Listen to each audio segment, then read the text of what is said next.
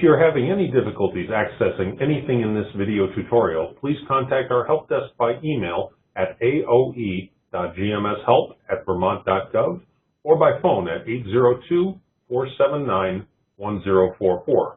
We will help you find alternative means to access this information. If you are looking for more information on accessing the GMS platform, please see the GMS user manual located in the training section of the GMS landing page. This training recording is being made here in early October 2018 as we prepare to bring the 2020 GMS application online for 21st Century for new project requests.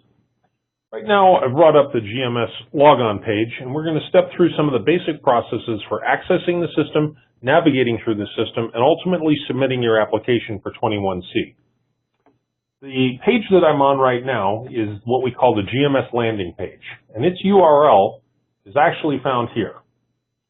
https://vtaoe.mtwgms.org/vermontgmsweb/logon.aspx. That's available in the user manual for folks that have already got access to the GMS, but for those of you that are new in the 21C program, this is the URL through which you'll be able to access the system. When you click on that URL, you'll be brought to this page. And you don't need any logon rights just to get to the landing page here, but you'll notice one of the parts of this logon landing page is a training section where we show various video tutorials that we previously recorded for how to log on, how to complete an application, how to submit reimbursement requests, and things that happen later on through the life cycle of a grant. But the logging on video's got some very good, helpful suggestions for those who don't already have access to grant applications within the GMS. We'll have some announcements of funding availability. The 21st Century Program's announcement will be put out there as soon as the program's brought online. And then some general helpful hints for navigating through the system are also available. In the top right, there's your logging on with your username, which is almost always an email address, and then your password. If you forget your password, you can click on the Forgot Password link, and a password will be emailed to the email address that we have registered for you in the system. If you're a new user to the system and you haven't already gotten credentials, you can click on this new user link and follow the steps that are described in the logging in video tutorials to make sure that you get access to begin working on the 21C application. Please note that if your organization is not yet defined in the GMS, it can take 2 or 3 days to get to the 2 or 3 business days to get to the point where you'll be able to work on your application. The application deadline is currently set at February 5th, so please make sure that you request your credentials in plenty of time to be able to get them configured so that you can work on your application. For the purposes of this training video, I'm going to switch into the test environment so that I can actually create a valid 21C application. This is not where folks out in the field will be creating their actual applications. You'll see a note that says this is the test environment.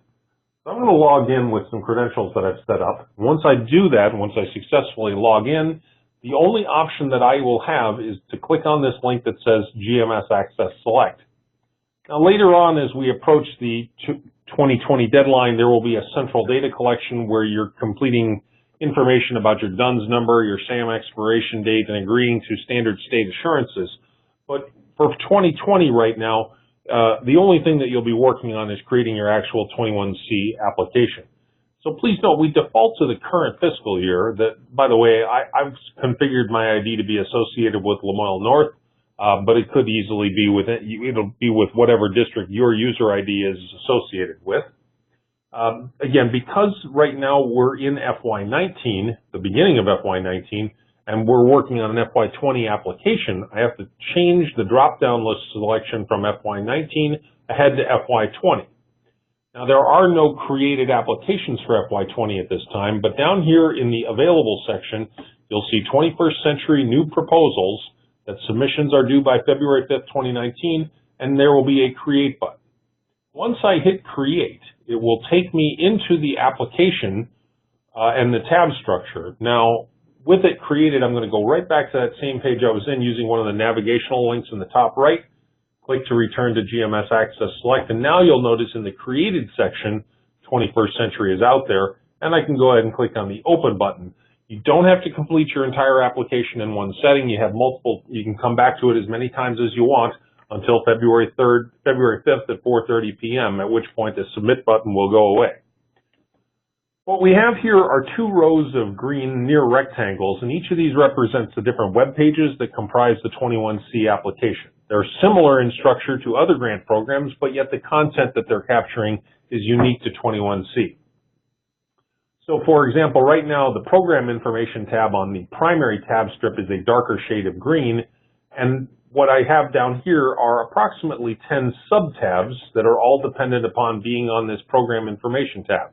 There's general information, information about requirements and allowable uses of funds, expectations of the AOE, general grant writing tips, and as I click on general grant writing tips, just for example, it will take me over to that page. I'm still under Program Information, but the sub-tab that I'm on is Grant Writing Tips. What we would like you to do is work from left to right, and on Program Information, since there's a sub-tab, then you work left to right in this direction here. There typically isn't much for you to respond to in Program Information. It's just background information about the program.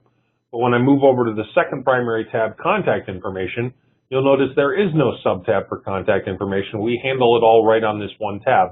And we ask you some basic information about what type of organization are you? Are you an SU, a community-based organization, faith-based organization, or a school district? And we'll ask for some basic information about contacts.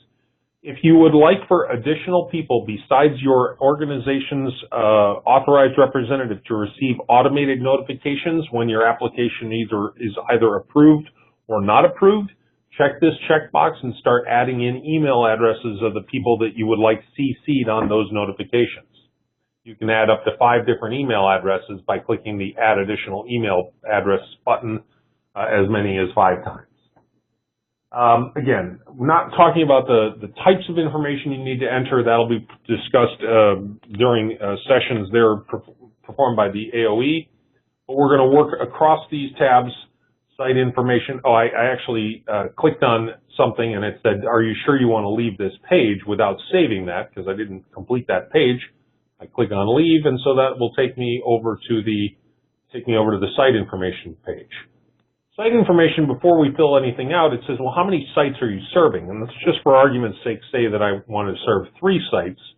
I have to do that, and then once I've entered that and saved that number, that will set up subsequent pages to have 3 sections, one for each of the 3 sites that we just specified that we had here.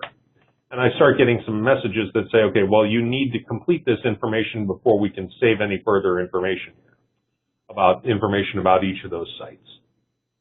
Okay.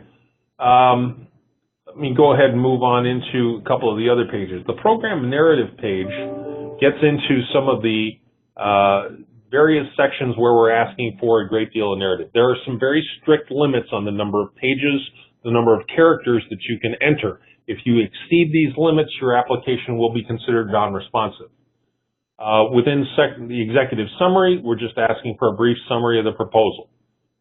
Within section 1, your planning process. And again, here's one of those notes. Submit no more than 70,000 characters in aggregate for these 7 subsections here.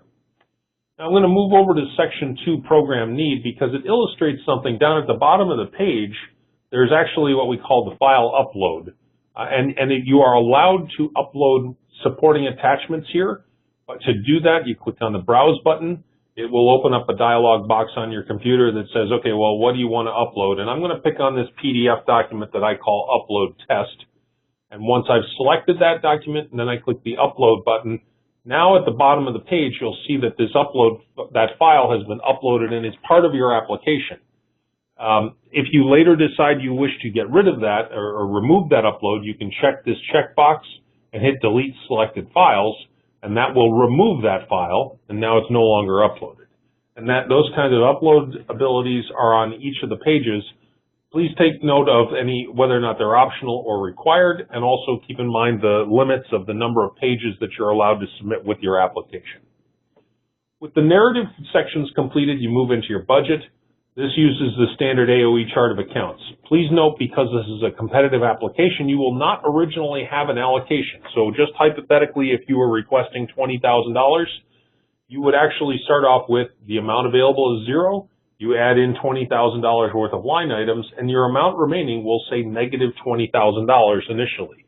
If you are ultimately funded, receive an award for $20,000, we will retroactively load that $20,000 allocation, which will bring your budget into balance with that amount remaining. And then your amount remaining will be zero. As we move into the final steps, the assurances must be completed by an authorized representative of your organization. There's a handful of 21C specific assurances here. The LEA superintendent or organization's authorized representative has to check this box and click on Save Page. When they do that, and I'm not going to save this right now, when they do that, you'll move over to the assurances summary. This checkbox will be pre-checked from that prior page. Central data assurances, because of the timing of the 21C application, don't have to be done now, but they would have to be done before July 1st of 2019 when the program period begins. And then ultimately the legal entity, the LEA or the organization, the authorized representative clicks yes, I agree. That binds them to those assurances. It is a precursor to being a predecessor to being allowed to submit. Come to the submit page, you may run a consistency check. That's to validate to make sure you didn't skip any pages or do anything that the computer's able to check would make your application incomplete or non-responsive. A consistency check will either return a series of errors saying you didn't fill out this page, please go back and fill that out and then rerun the consistency check. Or alternatively, it will lock your application and say, okay, your application is ready to submit, and an authorized representative would see a button saying that, do you want to submit this to the AOE? Please note, because this is a competitive grant, once you have submitted it, it cannot be unsubmitted or otherwise modified. So you get one chance to submit this, but please make sure you also submit prior to the submit deadline, which is currently set at February 5th at 4:30 p.m. That's it. Once the submissions have occurred in February, the applications are in the hand of the agency to do reviews and make award determinations. And afterwards, successful applicants will receive information about how they should proceed with their application. Or in the event that your application is not successful, you'll receive a notification to that effect as well. That's the end of this training session. Appreciate your listening. If you have any questions, please make sure you reach out to the 21C program coordinator at the AOE. Thank you.